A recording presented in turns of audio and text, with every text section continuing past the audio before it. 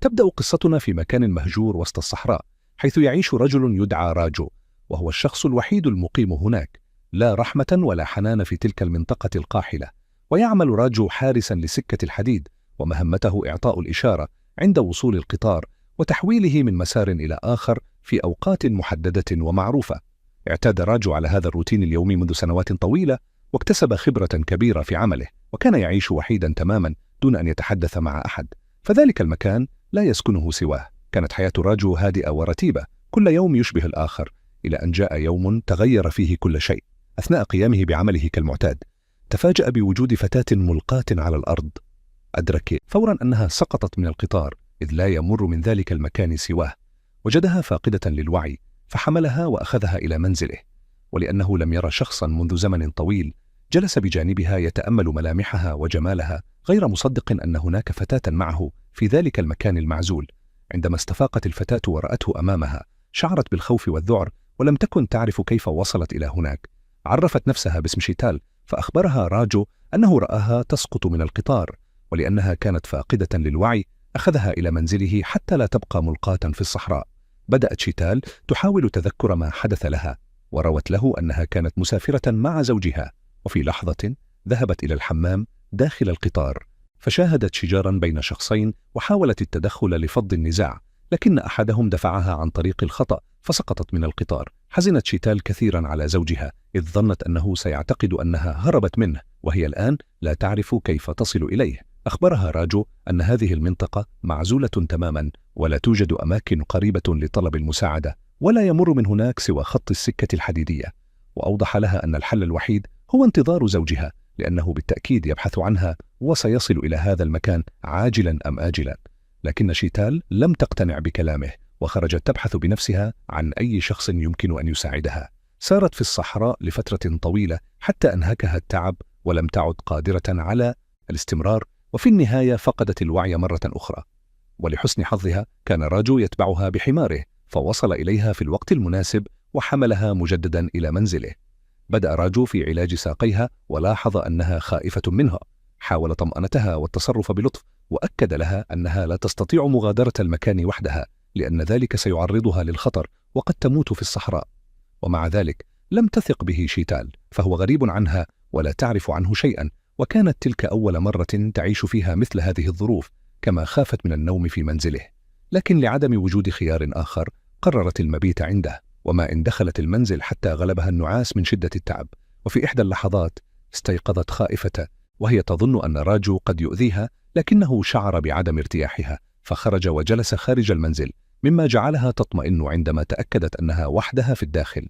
في صباح اليوم التالي استيقظ راجو كعادته وبدأ عمله اليومي، وجلب الماء من البئر القريبة، ثم انتظر القطار ليعطيه الإشارة في موعده المعتاد. وعندما استيقظت شيتال أحضر لها الشاي وجلس يتحدث معها، وأخبرها أنه قضى 10 سنوات في هذا المكان دون أن يتحدث مع أي إنسان، ولهذا فهو سعيد جدا بوجودها، ويشعر بحماس كبير لمجرد الحديث معها. مع مرور الوقت بدأت شيتال تثق به، خاصة بعدما أدركت أنه لم يحاول إيذائها، بل إنه نام خارج المنزل ليترك لها المكان لترتاح. لاحظ راجو أنها مهمومة وترغب في مغادرة المكان، فأخبرها بوجود هاتف، لكنه يستقبل المكالمات فقط، ووعدها أنه بمجرد أن يرن الهاتف سيعطيها الفرصة لطلب المساعدة، وربما تتمكن من الخروج من هناك كما تريد. كما طمأنها بأن زوجها لابد أنه يبحث عنها الآن. وبالفعل بعد ساعات طويلة رن الهاتف. أجاب راجو ليبلغ المسؤولين بوجود شيتال لديه، لكن المفاجأة أنها أوقفته وقطعت الخط قبل أن يقول أي شيء. ثم صدمته بالحقيقة، وأخبرته أن أحدا لم يدفعها من القطار كما قالت في البداية، بل إنها سقطت بنفسها، لأنها كانت تحاول الهرب من زوجها، فقد كانت حياتها معه مليئة بالمشاكل ولم تعد قادرة على الاستمرار. عندها بدأت شيتال تشعر بالارتياح مع راجو، وشرعت تحكي له عن حياتها السابقة وكل ما عانته مع زوجها. نعود بالزمن إلى الوراء ونراها كيف تعرفت على رجل يدعى سانشو، وبدأت تجري معه جلسات نفسية لأنها كانت طبيبة، وكانت تحاول إخراجه من حالة الاكتئاب التي كان يعيشها. فقد عرف أن زوجته قد توفيت منتحرة، وكانت حالته النفسية صعبة جدا، وبقي مدة طويلة يعيش تحت وقع هذه الصدمة وغير قادر على تجاوزها. وبحكم كونها طبيبة معروفة استطاعت أن تعالجه وتعيده إلى حالته الطبيعية. وبدأ يقضي وقتا طويلا معها، وتعرفا على بعضهما أكثر، خاصة بعدما استعاد سانشو توازنه النفسي. وبعد عدة أشهر أصبحا صديقين مقربين يخرجان معا تقريبا كل يوم، ومن كثرة هذا القرب بينهما تعلقت شيتال به وأحبته، وبعد مدة قررا الزواج.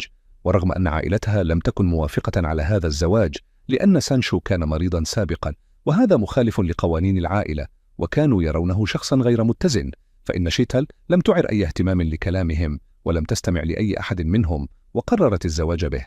ومع مرور الأيام بدأ سانشو يظهر حقيقته، وأصبح يتصرف معها بطريقة غريبة ولا يبحث إلا عن افتعال المشاكل معها، وتحول إلى شخص يضربها كل يوم دون توقف، وكان دائم السكر غير واع بتصرفاته بعدما أصبح مدمنا على المخدرات.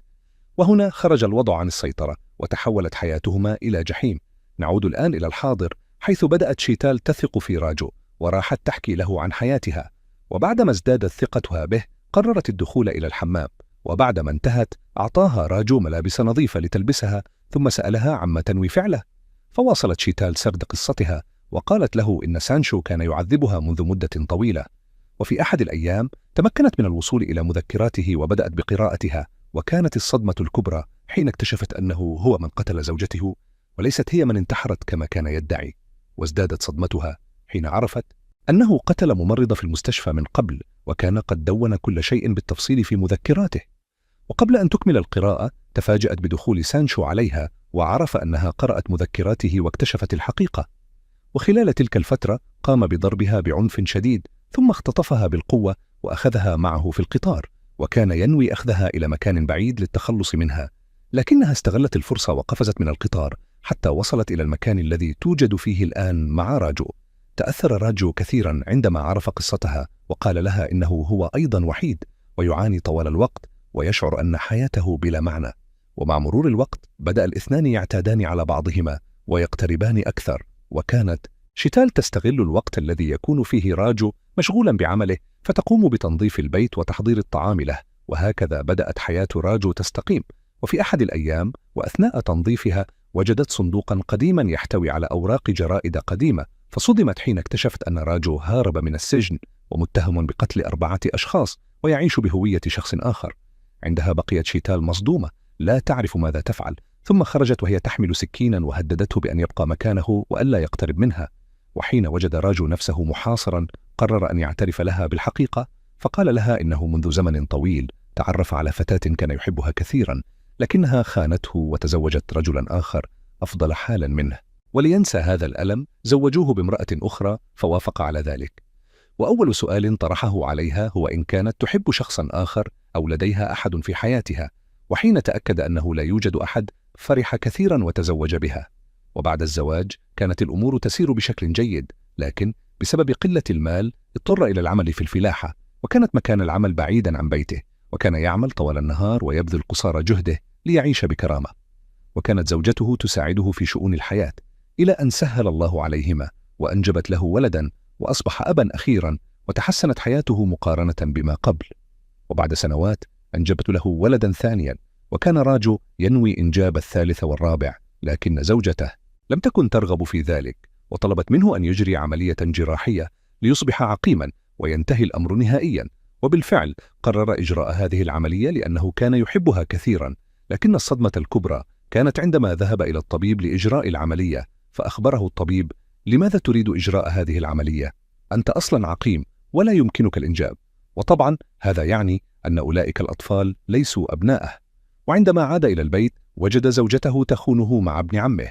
لم يستطع الرجل استيعاب الصدمة حين عرف أن الأطفال هم أبناء ابن عمه، ومن شدة الصدمة بقي جالسا ينظر فقط، وأدرك أن حياته مع زوجته لم تكن سوى كذبة. ومن فرط الانهيار العصبي فقد السيطرة على نفسه، فقتل زوجته وقتل ابن عمه وقتل الطفلين معا دون أن يشعر بما يفعل. وبعد ذلك اعترف بكل شيء، وقال إنه ندم كثيرا ولا يزال يشعر بالذنب دائما، خصوصا بسبب الأطفال الصغار الذين قتلهم، ويبقى طوال الوقت يلوم نفسه على ما ارتكبه. تأثرت شيتال بقصته وحاولت أن تخفف عنه قليلا، وقالت له إن أي شخص كان في مكانه ربما كان سيفعل الشيء نفسه، فشعر بالارتياح لكلامها وواصل سرد قصته. قال لها إنه بعد أن قتلهم هرب من الشرطة وبالصدفة تعرف على رجل يدعى أكشاي، كان حارسا لسكة القطار. عمل معه مدة من الزمن ثم توفي ذلك الرجل، فاستغل الفرصة وأخذ بطاقته وبقي يعمل مكانه. ومنذ ذلك الوقت لم يغادر هذا المكان أبدا. شعرت شيتال بالحزن الشديد عليه، وأحست بالمعاناة التي عاشها، وقررت أن تبقى معه خلال تلك الفترة، وبدأت تساعده حتى في عمله. وفي لحظة ما ذهبت شيتال وحدها لتشرب من البئر، وفي ذلك الوقت وصل سانشو إلى المكان نفسه، فوجد راجو وسأله عنها، وقال له إنه يبحث عن زوجته منذ مدة، وأعطاه أوصافها. لم يرد راجو أن يقول له الحقيقة، وبدأ يحاول إخفاء الأمر عنه، وأكد له أنه لم تمر أي امرأة من هنا إطلاقا. فقال له سانشو إن زوجته مريضة وتسقط مغشيا عليها كثيرا، وقال له إنها سقطت من القطار في هذه المنطقة، وإن حالتها الآن ستكون سيئة جدا وتحتاج إلى المساعدة بشكل ضروري. وأضاف أنها تعاني من مرض نفسي وقد تؤذي نفسها في أي وقت، وطلب منه أن يخبره فورا إذا رآها. ثم أخبره سانشو أنه طبيب نفسي، وكان هو من يعالج شيتال. وبعد كل هذا الكلام لم يعد راجو يعرف من يصدق، شيتال أم سانشو. فذهب إلى شيتال وأخبرها بكل ما قاله له سانشو. صدمت شيتال حين عرفت أن سانشو وصل إليها، وبدأت تحلف لراجو أن سانشو كاذب، وأنه بارع فقط في الكلام وإقناع أي شخص بسرعة. وقالت له إنها خائفة، وإنه إذا عرف مكانها فسيقتلها. وحين شعرت أن راجو لا يصدقها تماما، طلبت منه بسرعة أن يذهب إلى الشرطة، لكنه رفض لأنه يعرف أن الشرطة ستعتقله. وفي النهاية قرر راجو أن يسلمها لزوجها ليتخلص من كل هذا الصداع. لكن شيتال بدأت تصرخ وتبكي، وقالت له إنها تريد أن تبقى معه طوال حياتها، ولا تريد أن تغادر هذا المكان أبدا. في تلك اللحظة ترجل راجو ووقف أمام سانشو وقال له: اتركها معي، فأنت في الأصل تريد قتلها، ودعنا نعيش هذه الحياة بلا مشاكل. استغلت شيتال غفلة سانشو وضربته بسكين حتى سقط أرضا، وفي النهاية اتفقا معا وقتلاه، وأخذا الأوراق التي كانت في جيبه قبل أن يدفناه. وهنا صدم راجو حين قرأ تلك الأوراق، واكتشف أن سانشو كان فعلا طبيبا نفسيا، وأن كل كلامه كان صحيحا. وعرف أن شيتال مريضة نفسية، وأن اسمها الحقيقي هو شيكا، وأنها كانت تخدعه طوال هذه المدة، ولم تكن سوى واحدة من مرضى الطبيب سانشو الذين كان يعالجهم. وفي لحظة ما هاجمت شيكا راجو وحاولت قتله، لكنه كان أقوى منها وتمكن من إنقاذ نفسه ثم قتلها. وبعد ذلك عاد إلى حياته العادية. وفي النهاية نكتشف أن راجو هو المختل عقليا، ولم يكن متزوجا أصلا، بل كان متعلقا بامرأة متزوجة من رجل ميسور الحال. وفي أحد الأيام قتل تلك المرأة وزوجها وأطفالها، ثم هرب من الشرطة. وبعد ذلك قتل الرجل الذي يدعى راجو حارس سكة الحديد، وأخذ مكانه وعاش بهويته دون أن يكتشفه أحد أو يشك فيه. وهنا تنتهي قصتنا. نلتقي في فيديو جديد مع حلقة أخرى.